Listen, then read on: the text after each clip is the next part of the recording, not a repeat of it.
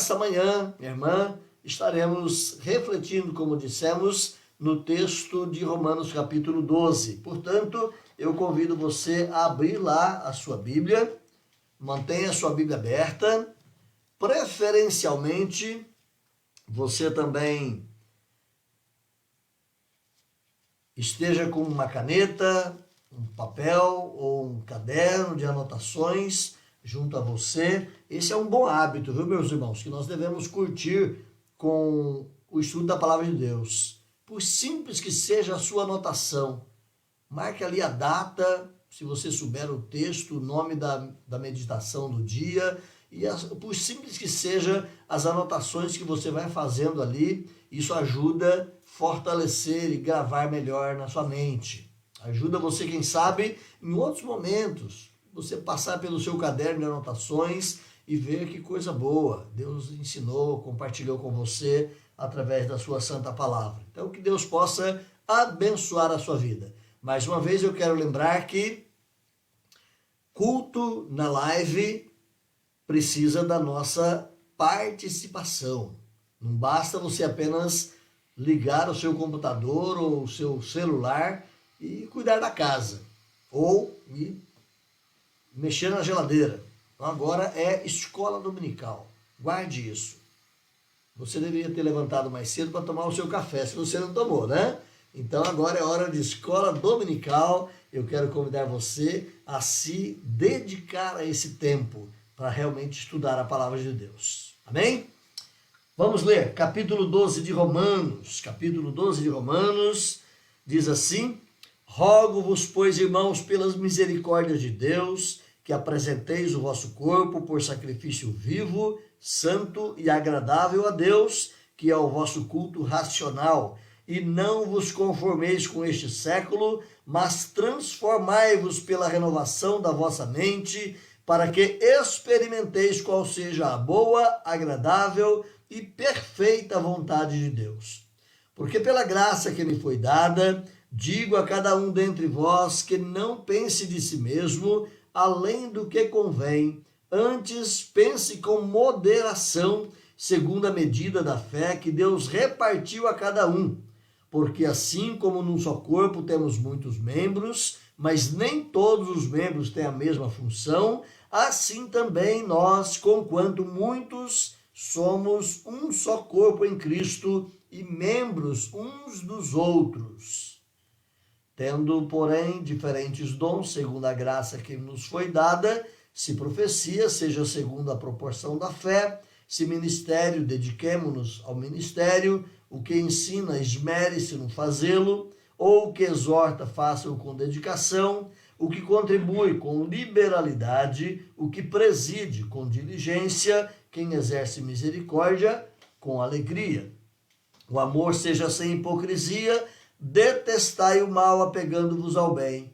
Amai-vos cordialmente uns aos outros, com amor fraternal, preferindo-vos em honra uns aos outros. No zelo não sejais remissos, sede fervorosos de espírito, servindo ao Senhor. Regozijai-vos na esperança, sede pacientes na tribulação, na oração perseverantes. Compartilhai as necessidades dos santos, praticai a hospitalidade, abençoai os que vos perseguem, abençoai e não amaldiçoeis. Alegrai-vos com os que se alegram e chorai com os que choram. Tende o mesmo sentimento uns para com os outros, em lugar de serdes orgulhosos, condescendei com o que é humilde. Não sejais sábios aos vossos próprios olhos. Não torneis a ninguém mal por mal, esforçai-vos por fazer o bem perante todos os homens. Se possível, quanto depender de vós, tende paz com todos os homens.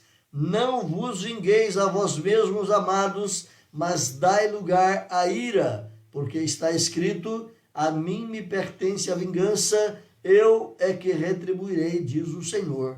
Pelo contrário, se o teu inimigo tiver fome, dá-lhe de comer, se tiver sede, dá-lhe de beber, porque fazendo isto, amontoarás brasas vivas sobre a sua cabeça.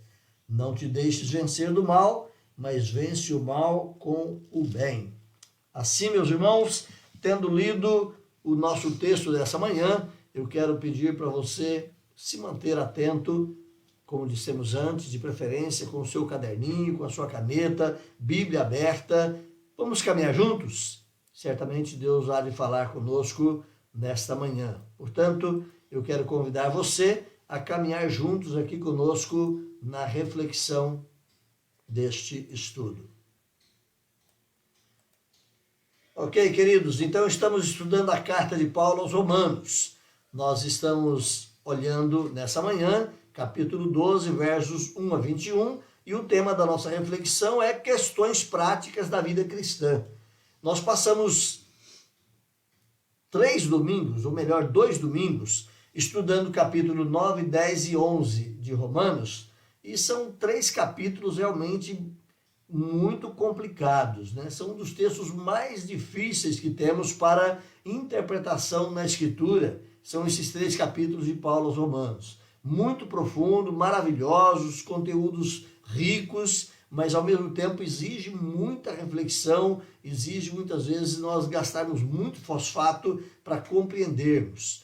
A nossa crítica sobre o tema, ou sobre o estudo, é que é muito material em pouco tempo. Então, com certeza, eu tive as minhas dificuldades em condensar todo aquele material em tão pouco tempo, e você também teve muita dificuldade em poder ruminar e meditar naquele material. Eu espero que, pelo menos pela bondade do Senhor, alguns resquícios do aprendizado possa ficar firme aí no nosso coração. E, como sempre dizemos aqui, o aprendizado é por sedimentação. Com o tempo você vai acumulando mais verdades desses textos e a sua vida espiritual vai se enriquecer. Então, quando o texto for difícil, você não vai conseguir pegar tudo, mas não há problema. Fique firme e Deus vai completando aí a obra do aprendizado no seu coração. Então, hoje, capítulo 12, de 1 a 21, questões práticas da vida cristã.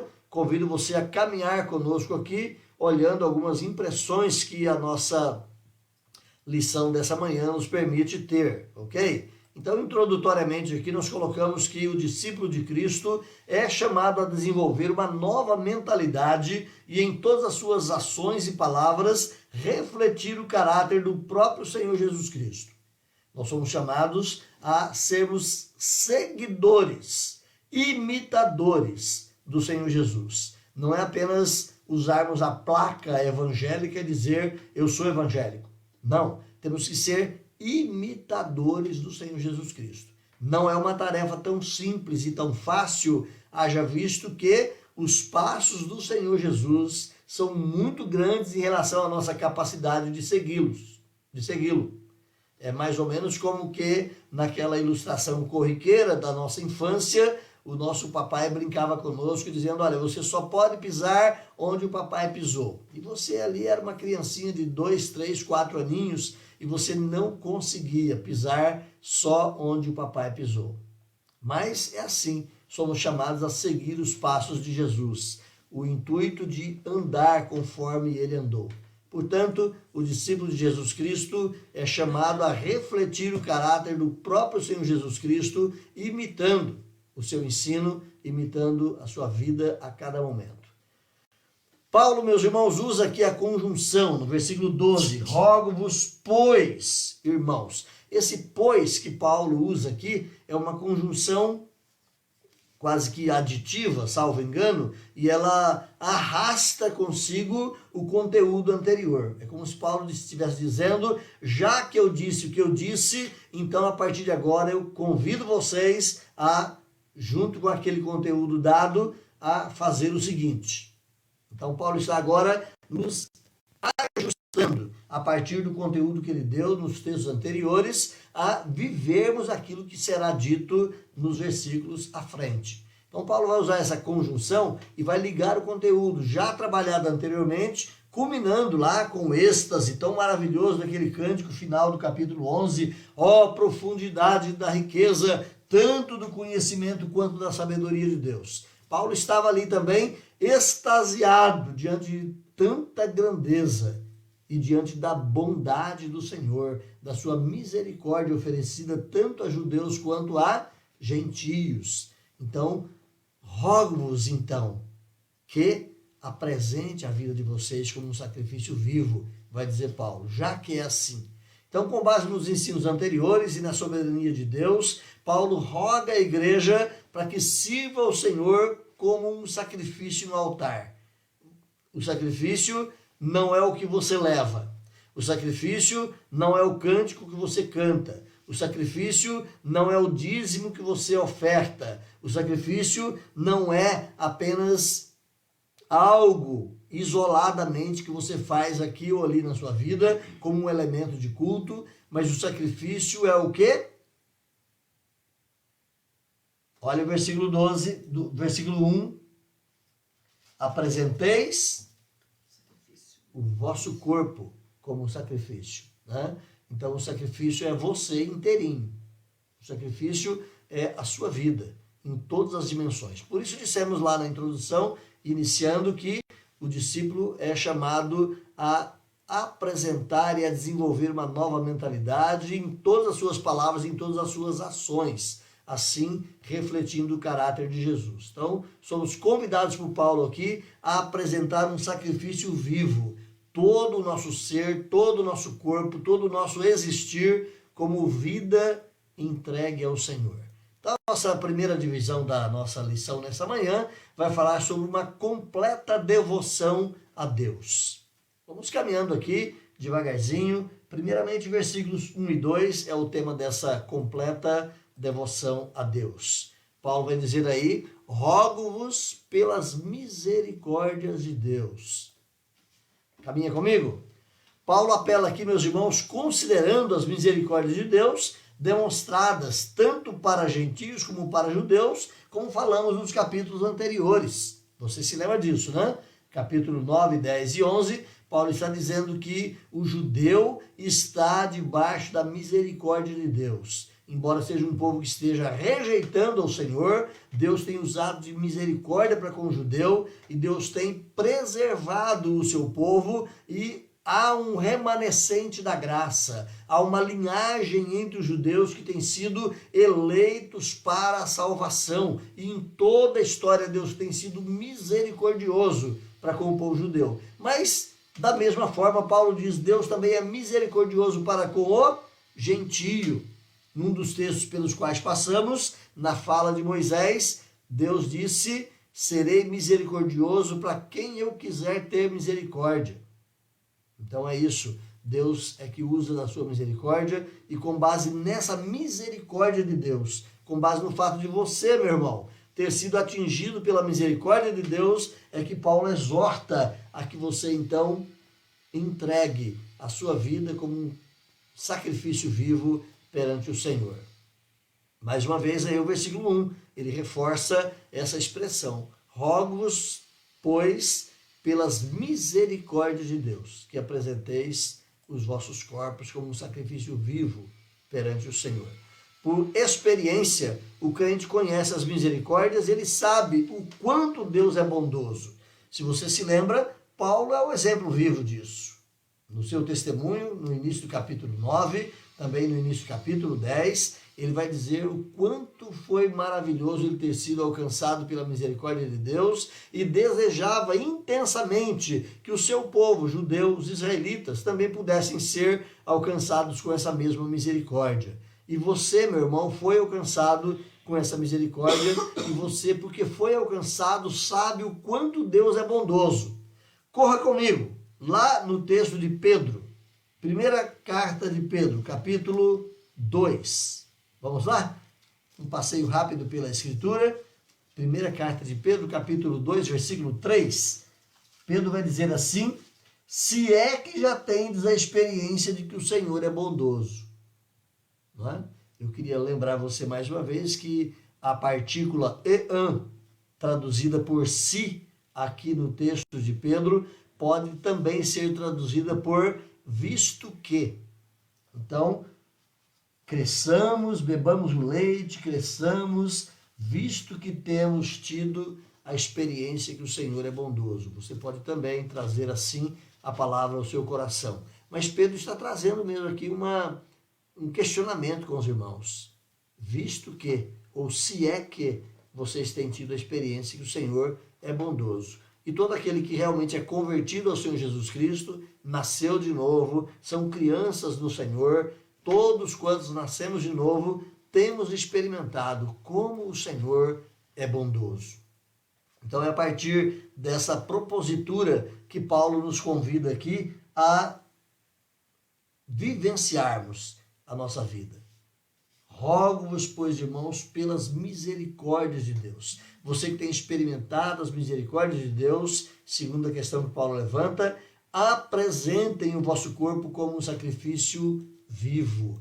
Apresentem o vosso corpo como um sacrifício vivo. A versão NVI diz, se ofereçam em sacrifício a Deus. Essa é uma expressão melhorada que a NVI produz para nós aqui, essa tradução mais coloquial, mais da nossa época, mais numa linguagem acessível, ela diz isso, se ofereçam como sacrifício a Deus. Meus irmãos, o nosso corpo é apenas o meio, mas a oferta é de todo o nosso ser. Por isso Paulo fala aqui, ofereçam o vosso corpo, porque com o seu corpo você tem os seus sentimentos, com o seu corpo você tem a sua inteligência, com o seu corpo você tem a sua espiritualidade, é todo o seu ser sendo entregue ali como oferta viva perante o Senhor, como um sacrifício vivo perante o Senhor. Então o corpo é apenas o meio, mas a oferta é de todo o ser, por isso Paulo fala aqui de uma entrega total, todo o nosso ser servindo ao Senhor. Outra coisa que eu quero destacar aqui que Paulo coloca, embora não coloquei nas minhas anotações, é que você deve entregar o seu corpo como um sacrifício vivo. É um contraste que Paulo faz aos sacrifícios judaicos, que eram sacrifícios mortos. Você tinha que matar o cordeiro. Você tinha que arrancar a cabeça da pombinha quando você fosse lá no culto prestar o seu sacrifício, uma vez que você era de uma família bem pobre, você não podia levar um cordeiro, levava uma pombinha. E ali a cabeça dela era arrancada com a sua unha do polegar. Que coisa terrível, não é? Mas era um sacrifício sanguinário, mas era um sacrifício de um animalzinho morto. Agora Paulo diz que você deve oferecer a sua vida como um sacrifício vivo. É para você continuar vivendo e continuar servindo em tudo ao Senhor.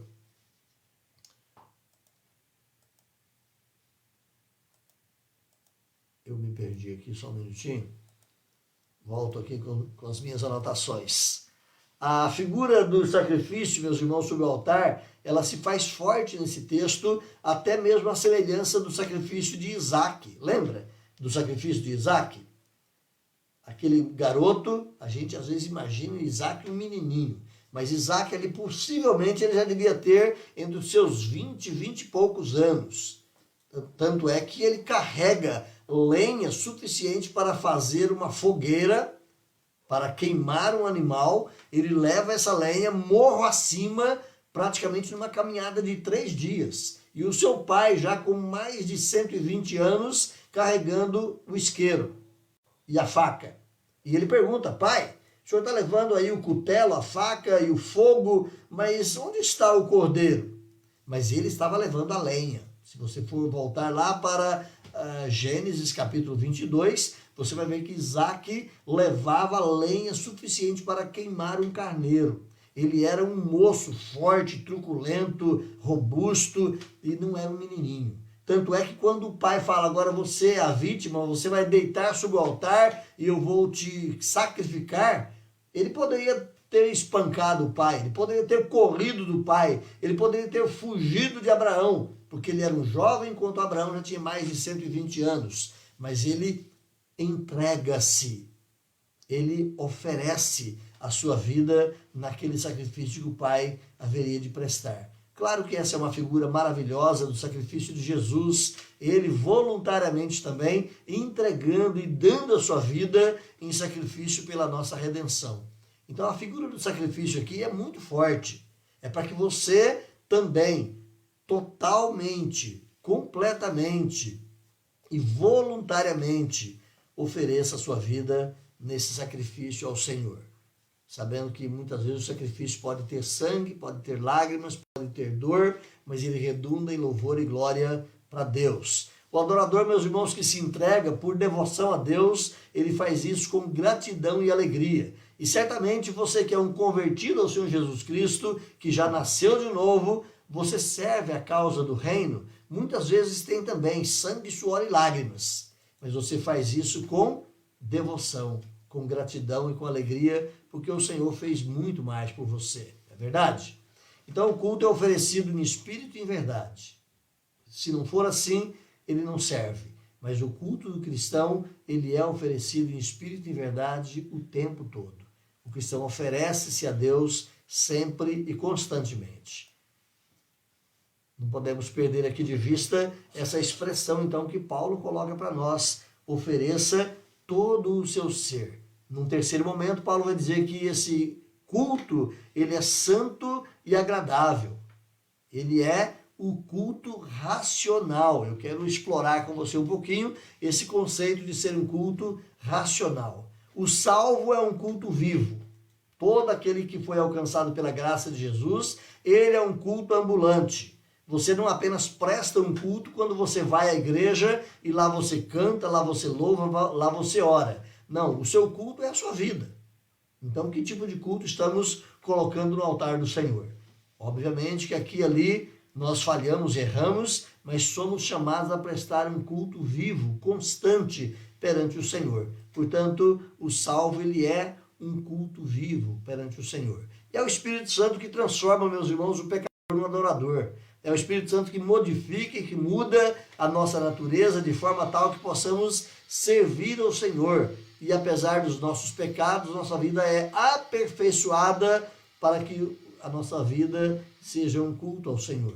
Agora, suas ações, suas ofertas, elas são recebidas perante Deus, não porque você é bom, mas porque o Espírito Santo atua em você e modifica e atua na sua vida de forma tal que o seu culto possa ser agradável ao Senhor. Mas o texto vai nos ensinar também que o culto do salvo é um culto santo.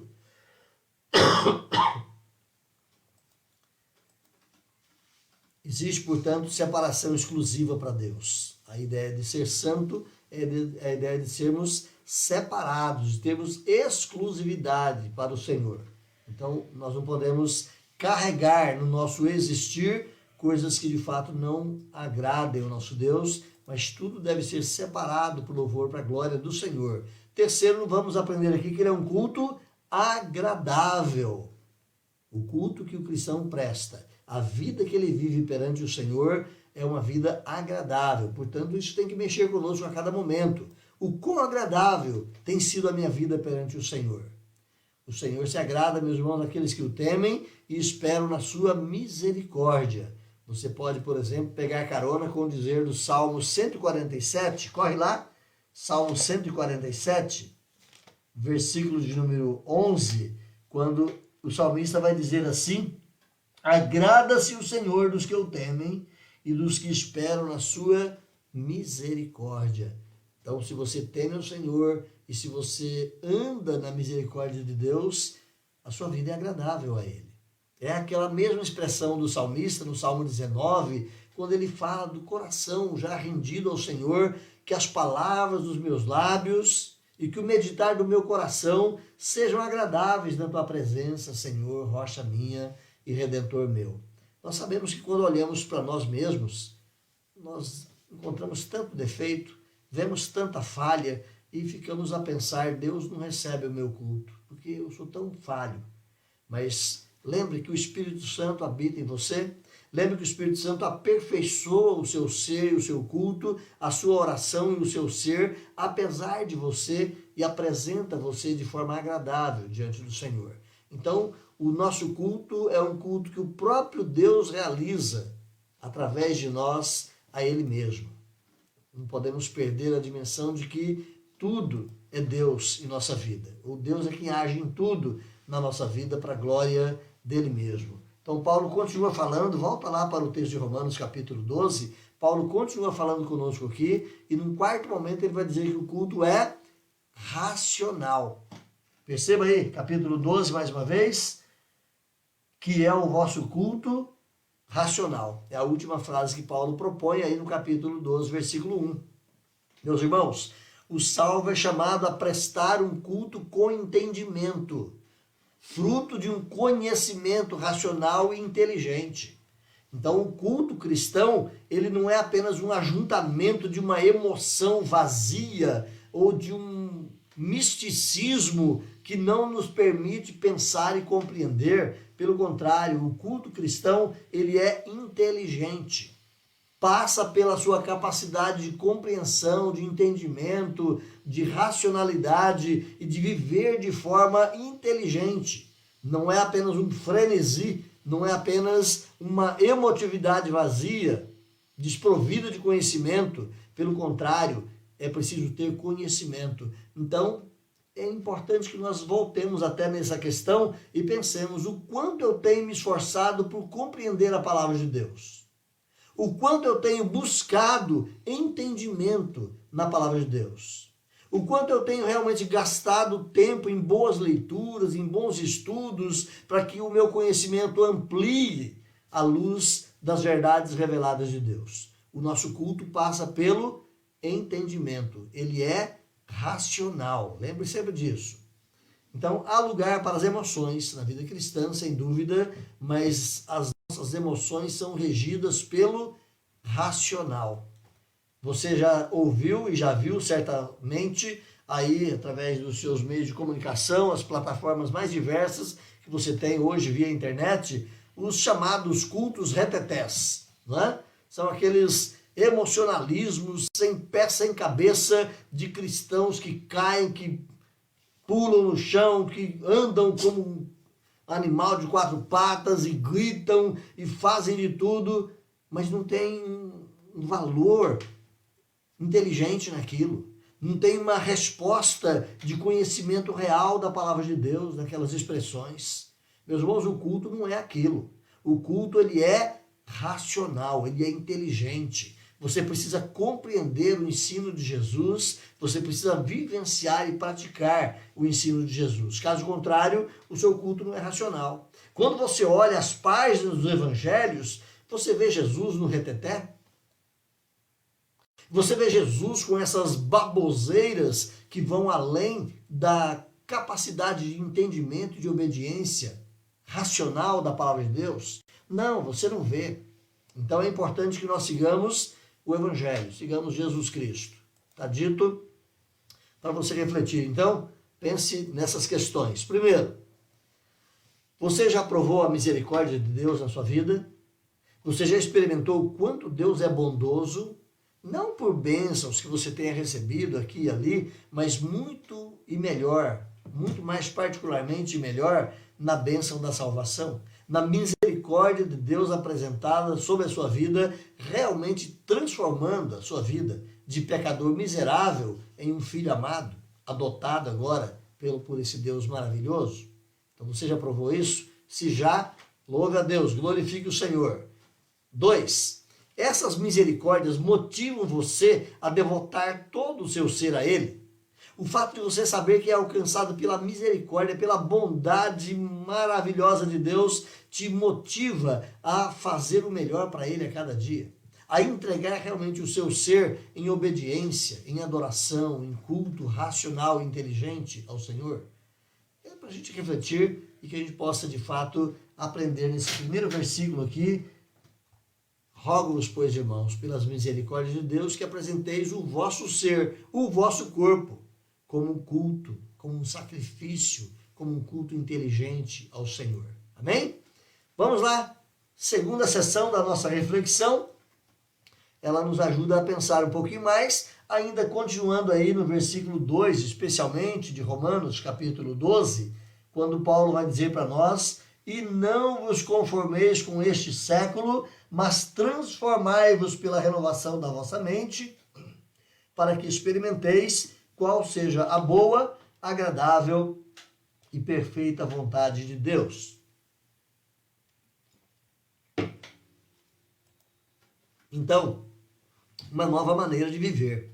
Já que fomos alcançados pela graça de Deus, fomos transformados pela sua misericórdia, fomos colocados agora como ofertantes, como cultuadores que de fato adorem em espírito e em verdade, Isso não pode ser apenas, como dissemos, num ato litúrgico, num ato de culto lá na sua igreja, um ato formal, mas todo o seu ser.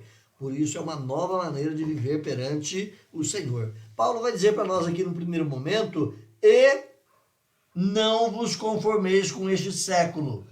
Esse e, para você que gosta de gramática e de português, ele é uma conjunção aditiva. Significa que essa expressão que Paulo coloca no versículo 2 precisa ser acompanhada do conteúdo do versículo 1, não é?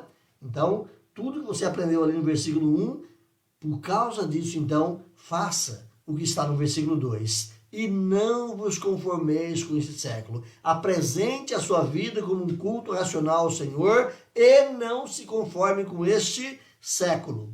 A palavrinha século aqui, lá da origem grega, aionios, ela não tem necessariamente uma expressão de 100 anos. Tá bom, gente? A palavra século, na escritura, ela não tem essa designação de 100 anos, como a gente normalmente pensa na nossa linguagem mais atual. Mas a palavra século na Bíblia, ela tem o significado de modo de vida, de vivência humana, de contingência da existência. Ou seja, não vos conformeis com a maneira de ser do homem. Não vos conformeis com o modo de viver desse mundo caído. Então a palavra século aqui tem a designação da existência humana e especialmente existência humana fora do favor de Deus, fora da graça de Deus. Não vos conformeis com este século. Não vos conformeis com esta geração caída no pecado. É isso que Paulo está nos ensinando nesse primeiro momento. É interessante, meus irmãos, perceber que uma paleta de cores diversificadas é apresentada para nós no Evangelho, ou no Evangelho moderno. É interessante perceber que há uma diversidade tão grande de evangelhos apresentados para nós. Hoje se oferece essa paleta multicor do Evangelho. Tem Evangelho para todos os gostos. Tem os mais tradicionais, os mais arcaicos, tem aqueles que se prendem no legalismo do judaísmo passado, tem aqueles que avançam para um liberalismo, uma promiscuidade, e tudo isso em nome do Evangelho. Tudo isso como se fosse o Evangelho. Mas qual é o Evangelho? Dentro dessa paleta de cores diferenciadas que temos, que vai do preto ao branco, qual é o Evangelho real nessa grandeza de ofertas que se tem por aí? De novo, meus irmãos, nós só podemos nos encaixar no Evangelho verdadeiro se nós o conhecermos. E para conhecer o Evangelho verdadeiro, é preciso que nós fiquemos com a Bíblia. Então, a primeira coisa, mantenha a sua Bíblia aberta. Mantenha a sua mente aberta. Mantenha o seu coração aberto. Em humildade, em quebrantamento, ore e leia a palavra de Deus. E a Bíblia vai nos ensinar que o Espírito Santo, ele é o grande ensinador do povo de Deus. O Espírito Santo é quem vai nos ajudar a discernir e a escapar do erro e irmos para o caminho da verdade revelado na sua palavra. Então é muito importante saber a natureza do padrão do Evangelho e a sua abrangência. Temos clareza do certo e do errado. É importante que nós leiamos o Evangelho e comparemos com o Evangelho que está sendo oferecido por aí. É isso mesmo que Jesus Cristo falou? É isso mesmo que os apóstolos ensinaram?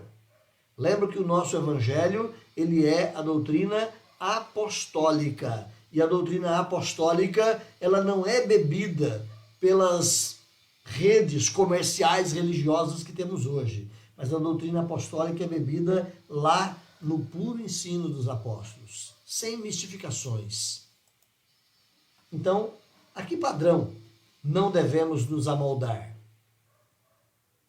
Você tem hoje um evangelho feminista que defende um feminismo totalmente contrário aos princípios da Escritura. Você tem um evangelho machista também que defende muitas vezes um padrão de comportamento do homem que distrata e maltrata a mulher como cooperadora e como coparticipante com ele da mesma graça de vida. Você tem um evangelho hoje que apresenta uma multifaceta onde, por exemplo, o próprio homossexual, ele pode continuar vivendo na sua prática. Mas ele é amado de Deus, é verdade isso? Não. A Bíblia vai nos ensinar que nós temos uma nova maneira de viver e que o Evangelho, ele não é tão lato assim, ele não é tão amplo a ponto de você fazer o que você bem quer. Isso é pecaminoso, mas o Evangelho nos restringe, o Evangelho nos chama a andar conforme Jesus andou. Foi tentado em todas as coisas a nossa semelhança, mas sem pecado. Então a baliza única que nós temos, meus irmãos, é a Escritura. A única régua para pautar, para medir, para conduzir os nossos passos tem que ser a Bíblia. E a Bíblia interpretada de maneira honesta. Isso é importante. Há que se ter honestidade. Há que se ter a forma correta de olharmos para a Escritura e a interpretarmos. Não é a meu bel prazer. Não é conforme eu quero. Não. Nós temos que interpretar a Escritura conforme a Escritura é apresentada. Então são tantas as caras do Evangelho atual que muitas pessoas se confundem. É necessário, como eu disse, uma interpretação honesta da Bíblia. O que é que realmente está escrito? O que é que isso significava lá na época em que foi escrito? E sabendo o que significava lá, e sabendo que essa verdade ela é imutável, o que é que ela significa para mim hoje? Então, eu preciso ter honestidade com a interpretação bíblica. Não permita, meu irmão, minha irmã, que o mundanismo entre na sua vida e por meio dele a igreja seja afetada. Infelizmente, a igreja tem sido atingida com a pecaminosidade. Há um livreto do reverendo Augusto Nicodemos, O que fizeram com a igreja. É terrível você olhar para a história e perceber que muitas vezes a igreja, a noiva de Jesus Cristo, tem sido apresentada mais como a guisa da ilustração do desenho animado, a noiva cadáver, uma noiva deformada. Mas a noiva de Jesus Cristo ela é santa, pura, bela, e nós temos que zelar para que a igreja de fato reflita essa verdade. Olha de novo aí o versículo 2. Não vos conformeis com este século, mas transformai-vos pela renovação da vossa mente. Então, transformai-vos pela renovação da vossa mente. É a nova expressão que Paulo coloca aqui para a gente perceber o salvo, o crente realmente convertido ao Senhor Jesus Cristo, ele recebe poder da parte de Deus pelo Espírito Santo para que essa transformação seja vivida. Não vos conformeis, mas transformai-vos. Essa transformação vem da ação do Espírito Santo através da palavra no coração do crente. O segredo está na renovação da mente através da Bíblia. Olha o que Paulo diz aí. Não vos conformeis, mas transformai-vos pela renovação da vossa mente. É preciso mudar os valores errados que o pecado deixou em nossa mente por valores santos e puros que há na palavra de Deus. Então, por transformai-vos, Paulo está usando aqui a palavra metamorfuste, lá do grego, metamorfuste, e isso indica o processo contínuo de metamorfose. É como se Paulo estivesse falando o verbo metamorfosear. É difícil de pronunciar isso, né? Metamorfoseai-vos, ou seja, passem por uma mudança constante e contínua na vossa mente para que vocês possam, de fato, não se conformar com esse mundo. Lembra do processo de metamorfose? Uma das expressões bem simples e fáceis da gente perceber é a mudança lá da borboleta. A borboleta vem no seu pé de couve e pousa ali, e ali ela bota alguns ovinhos. Geralmente do lado de baixo da folha. E aqueles ovinhos vão, no momento certo, se transformar em pequenas larvas que vão comer aquela folha de couve. E alimentadas, aquelas larvazinhas vão se transformar num casulozinho que vai ser pendurado em algum lugar ali próximo. E agora, alimentado alimentada com substâncias guardadas nele, ele vai desenvolvendo. Daqui a um tempo aquele casulo vai virar uma mariposa, e daquela mariposa uma borboleta linda e maravilhosa vai sair para botar novos ovinhos, que se transformarão em novas larvas, e daí por diante. É um processo contínuo de mudança e transformação. É isso que Paulo está dizendo. Metamorfoseai-vos, transforme a sua mente continuamente. E isso nós fazemos pela palavra de Deus. Mais uma vez, aí no versículo 12, é Paulo que diz assim: não vos conformeis, mas transformai-vos. Metamorfoste. Transformai-vos pela renovação da vossa mente. Renovar, portanto, meus irmãos, significa abandonar os velhos pensamentos com origem no pecado, nos valores do mundo caído, para assimilar os novos padrões de pensamentos baseados na fé em Cristo Jesus. Então é deixarmos de lado o pensamento comum, errado, que o mundo implantou em nossa mente, essa cultura pagã que nós recebemos o tempo todo via internet, via televisão, via filmes, via música, via comportamento social, é verdade? Deixarmos tudo isso de lado e buscar os padrões de pensamento que a Escritura nos ajuda a ter. O chamado a ser discípulo, portanto, vai além da oferta da vida eterna, mas projeta-se na conformação da nossa pessoa com o Filho de Deus aqui e agora. Nós não somos chamados para vivermos uma vida eterna e lá sermos diferentes. Não, somos chamados para viver a vida eterna sim, mas para que essa diferença já comece a ser vivida em nós aqui. De novo, usando a palavra de Paulo aos Coríntios, quem está em Cristo será uma nova criatura. Amém?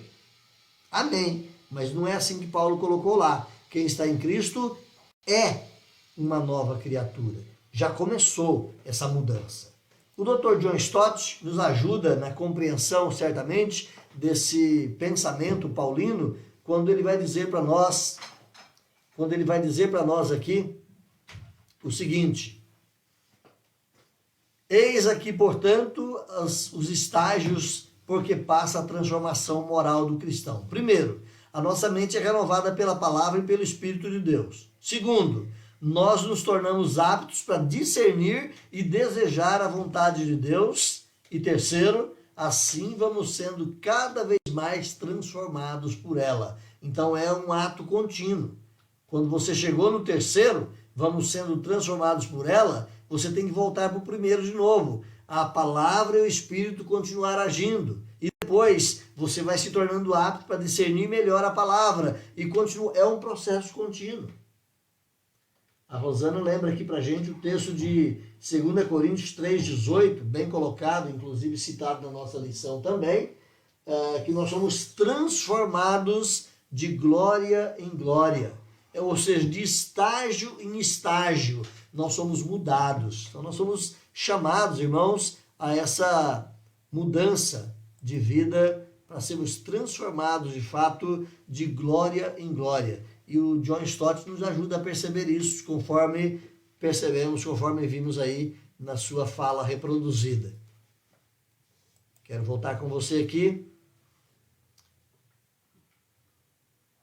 Deixe-me voltar aqui na minha...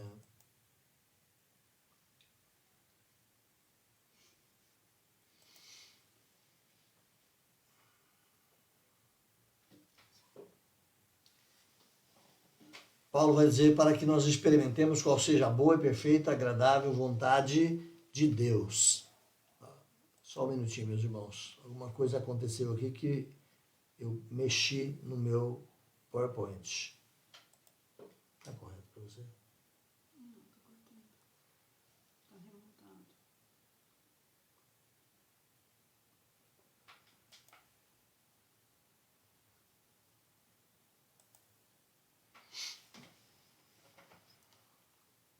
Só um minutinho, me perdi aqui.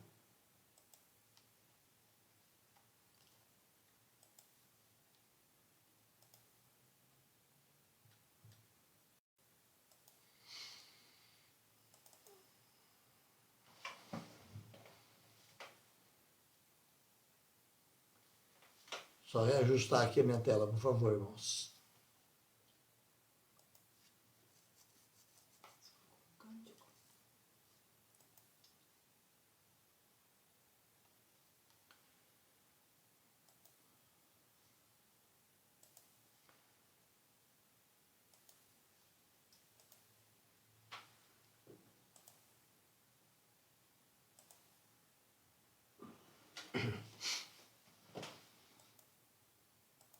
Só um minutinho, irmãos. Eu me perdi aqui, tive que desinstalar aqui o processo, mas eu volto já.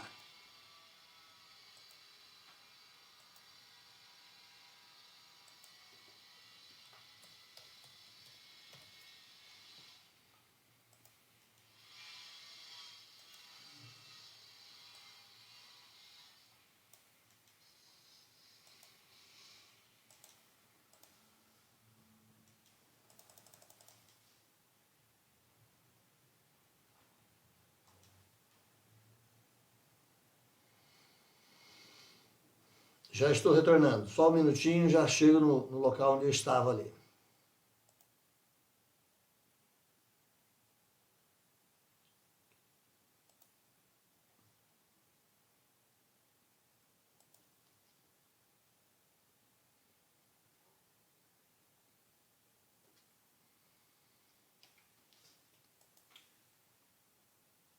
Já estamos chegando.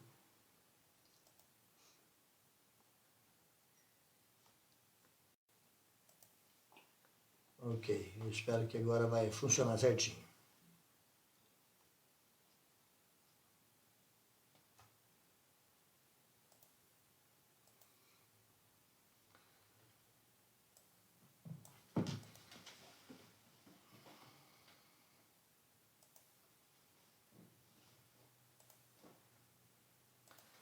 Ok, vamos lá. Eu tinha dito que John Stott, ele falou para nós sobre 3 estágios, então, da caminhada cristã.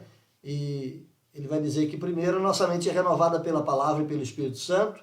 Depois nós nos tornamos aptos para discernir a vontade de Deus. E na sequência vamos sendo transformados. E eu estava dizendo que esses estágios não são estanques. Cada um acontece, tudo está pronto. Mas eles são continuados. Você está sendo transformado e você continua aprendendo da palavra do Espírito, continua sendo habilitado, continua sendo transformado, continua aprendendo a palavra do Espírito, e é um ato contínuo, essa mudança e essa transformação na vida do cristão.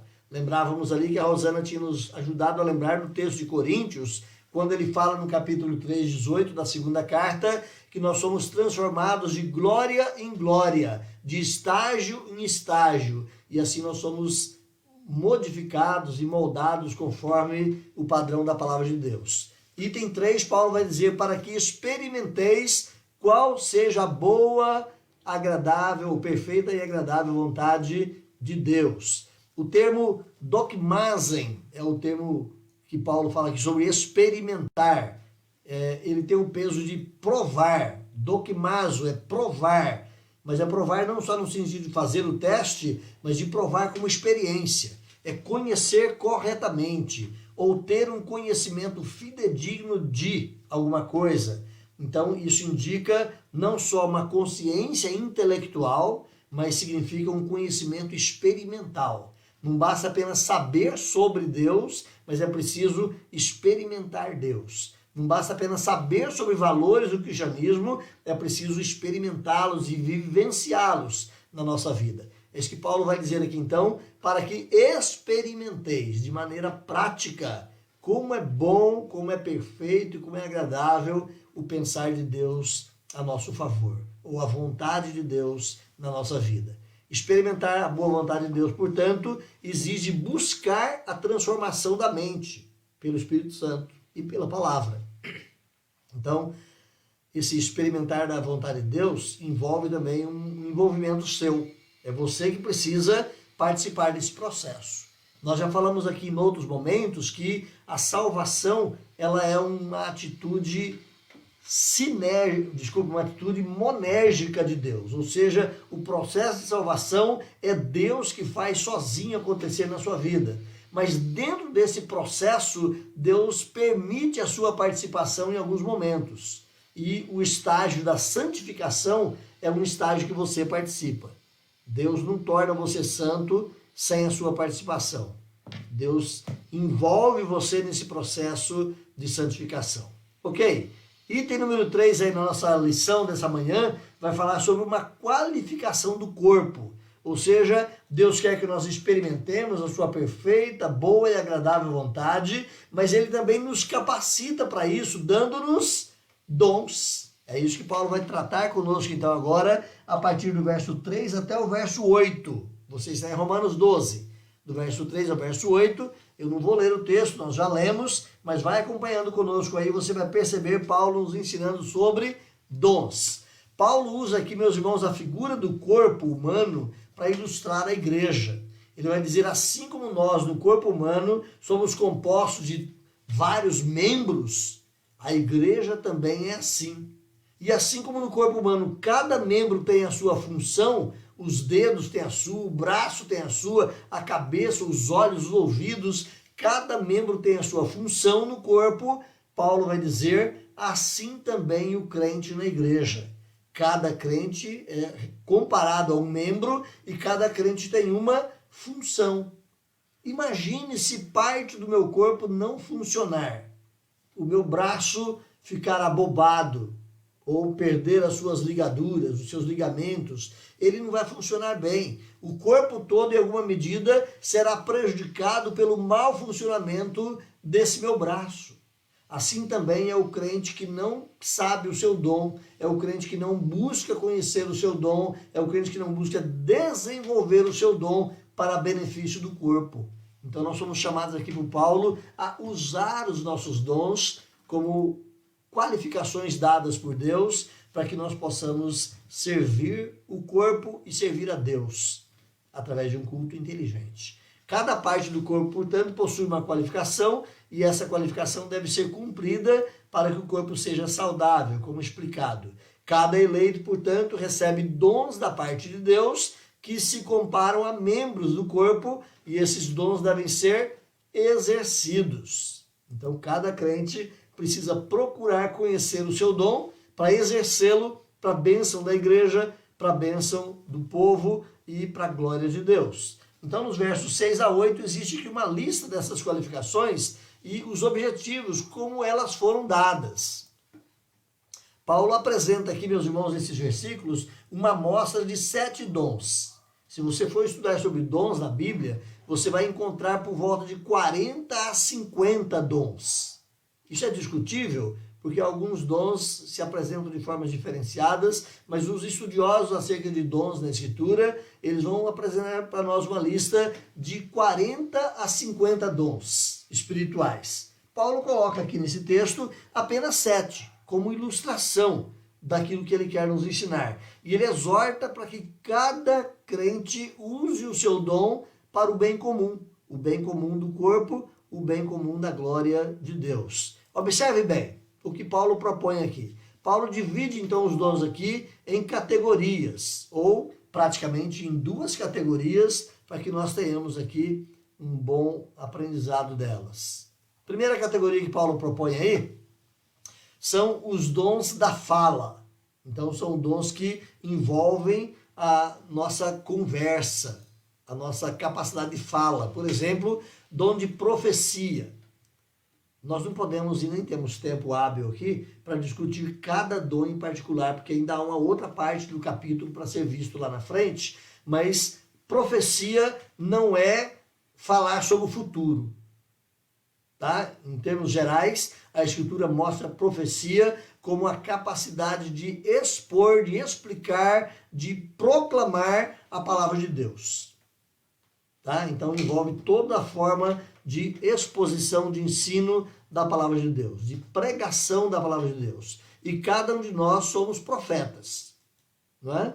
Alguns têm o dom especial da profecia, mas todos nós somos um reino de sacerdotes e profetas que proclamam e que anunciam a palavra de Deus. Então, a profecia é aquela capacidade que Deus dá especialmente a algumas pessoas na igreja para ensinar, para expor, para pregar com veemência a palavra de Deus. O ensino é outro dom ligado à fala. O ensino está aqui para um detalhamento mais específico, para uma exposição mais minuciosa da palavra de Deus, para exortar, para fortalecer, para ensinar, para instruir o povo. A profecia está ligada muito mais a uma proclamação da palavra para alcançar outros, embora atinja também a igreja. E o ensino, um detalhamento maior da palavra para fortalecer e instruir o povo de Deus. E Paulo coloca aí um outro dom da fala, que ele fala que é aqui a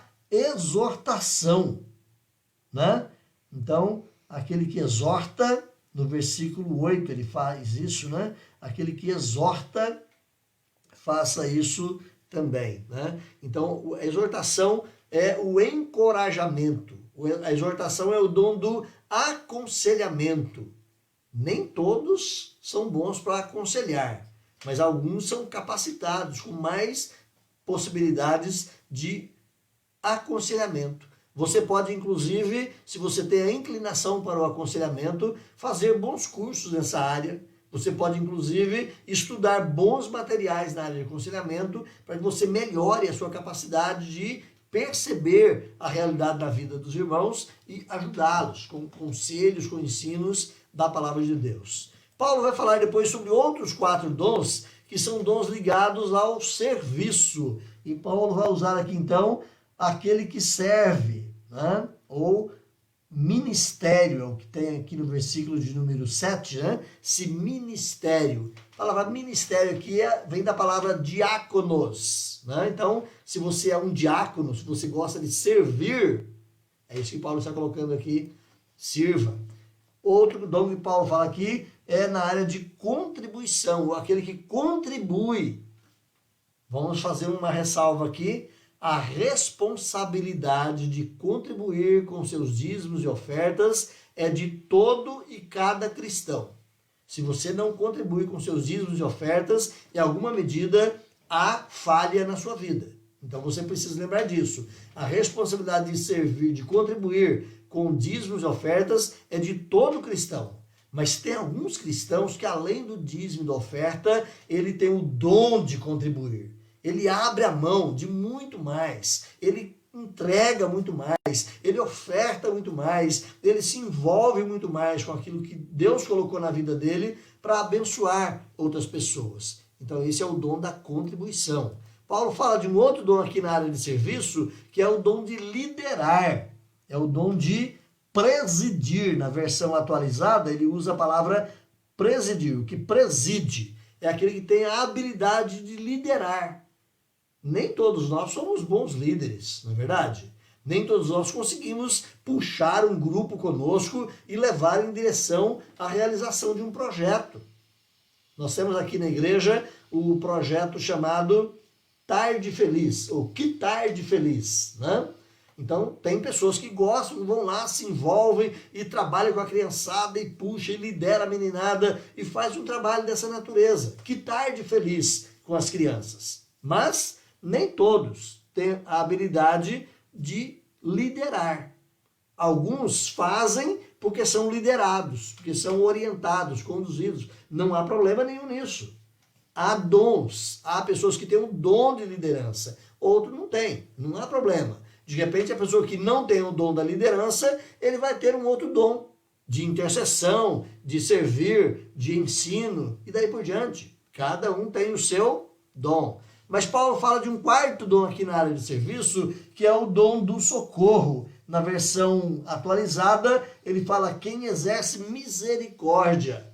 Então, quem exerce misericórdia é aquele que tem o dom do socorro. É aquela pessoa que tem a facilidade em perceber alguém que está precisando de um sapato, ou de uma cesta básica, ou de um cobertor na época do frio. É aquela pessoa que tem a habilidade de mover a igreja para dar o socorro para pessoas que precisam. Então, dons. Todo crente é capacitado com pelo menos um dom.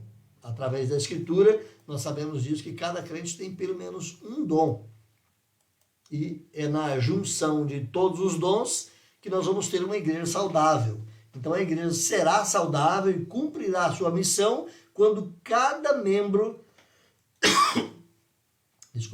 quando cada membro tiver consciência e responsabilidade do seu exercício ou do exercício do seu dom, né? Então cada um de nós temos que saber qual é a nossa função, qual é o nosso envolvimento para que a igreja funcione bem e saudavelmente. Para você refletir mais uma vez, finalizando essa etapa, você compreende qual é a sua função no corpo de Cristo? Que membro você é no corpo de Cristo? Qual é a função que Deus deu para você fazer? É contribuição? É ensino? É misericórdia? É socorro? É exortação? É profecia? É discernimento de espírito? É hospitalidade? Qual é o dom que Deus te deu? Bom, você precisa descobrir isso. Como é que você descobre o seu dom, meu irmão, minha irmã? Se você não descobriu o seu dom ainda, até hoje, você precisa pensar nisso. Eu preciso descobrir o meu dom. Primeiro passo, ore para que o Espírito Santo te abençoe nessa direção. Mas ore muito. Segundo passo, leia a Bíblia sobre dons espirituais. Eu quero te dar aqui um ensino rápido e simples. Onde é que você encontra dons espirituais na Bíblia? Pastor, eu não sei. Então, guarde isso. 4:4, 12, 12. O que é isso? 4:4, 12, 12. Você vai ter duas relações que estão em capítulos 4 na Bíblia. E você vai ter outras duas relações que estão em capítulo 12 na Bíblia. Então, relações de dons em capítulos 4, está lá em Efésios 4 e 1 Pedro 4.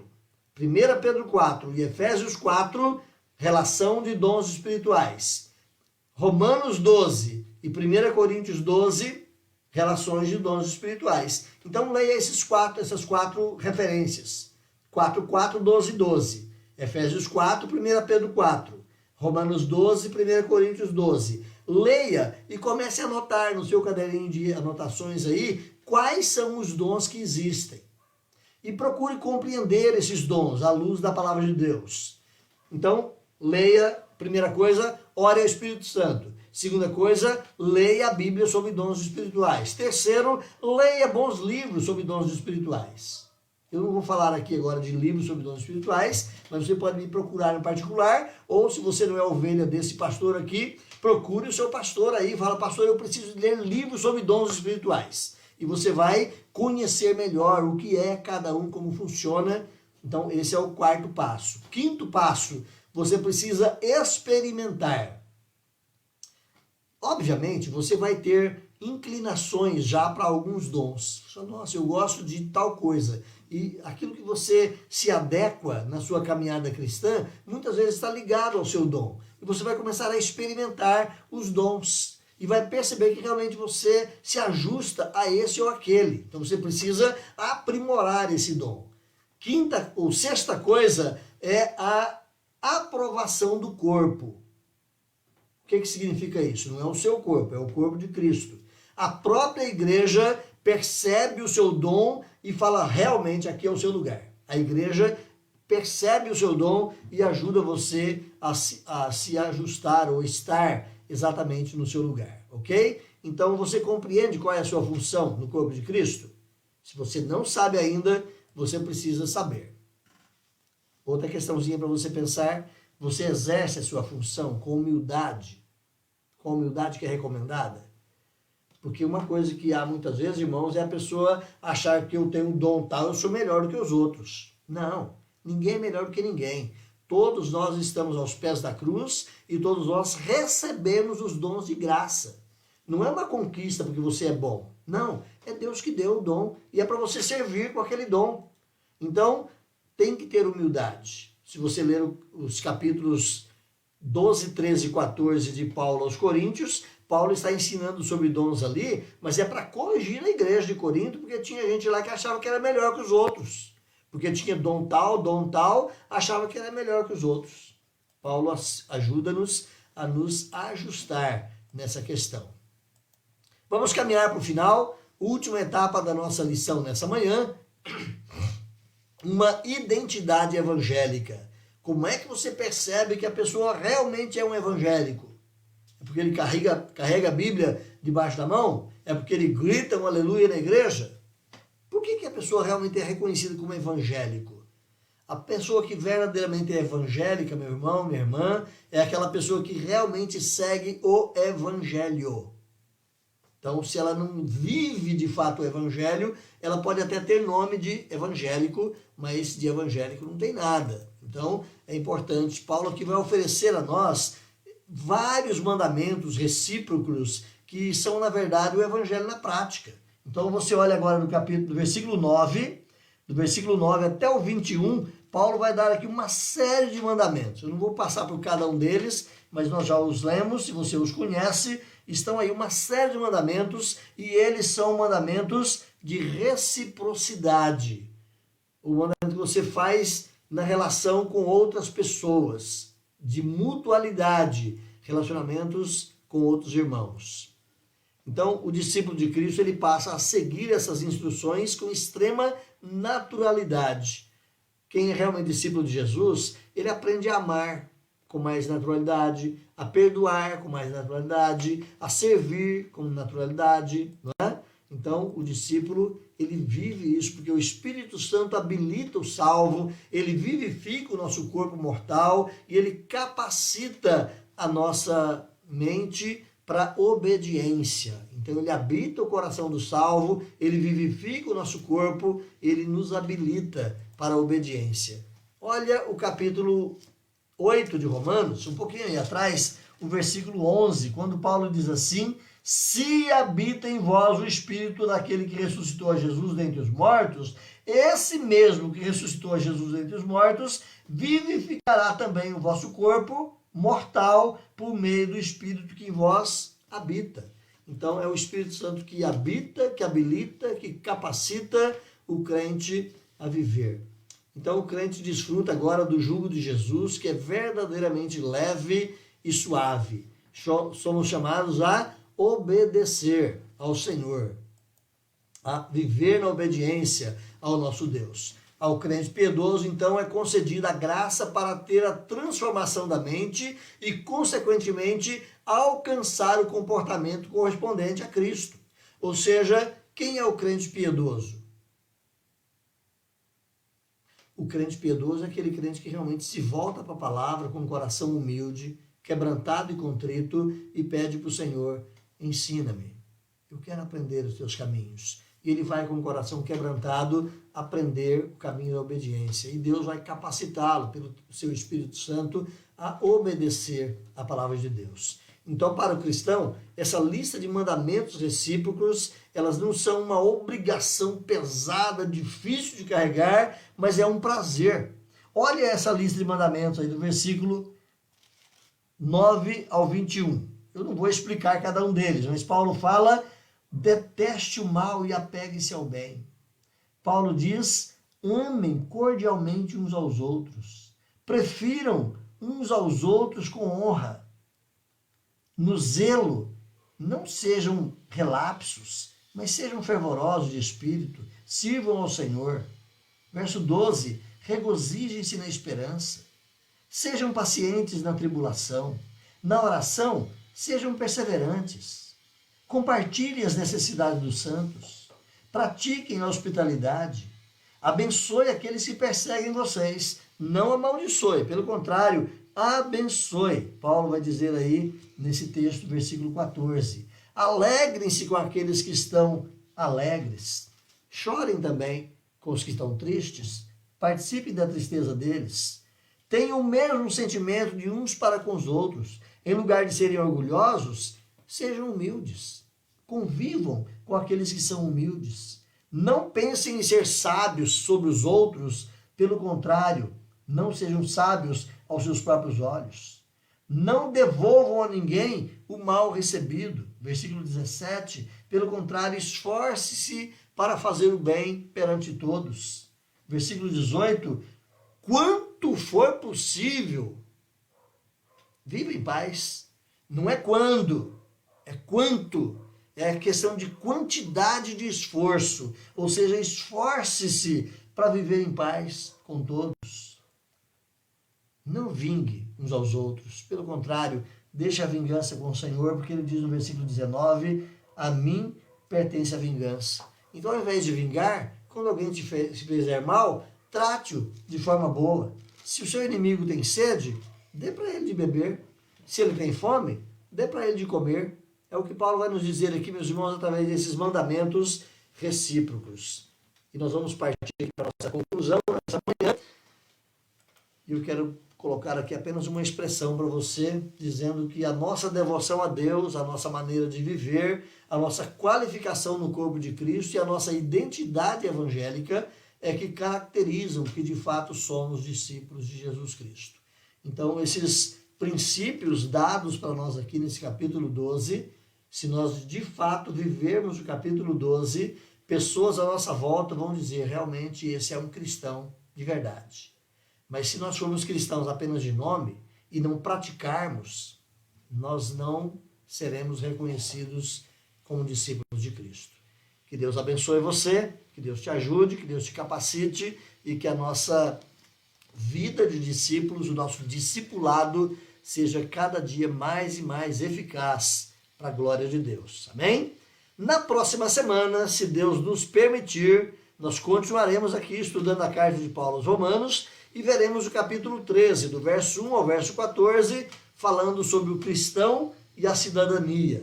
Então, quero convidar você a estar conosco no próximo domingo, participando aqui do cristão e da cidadania, estudando o capítulo 13 de Romanos. Ok? Não falte, se Deus permitir, estarei aqui com vocês e juntos continuaremos aqui no estudo da palavra do Senhor nosso Deus. Amém?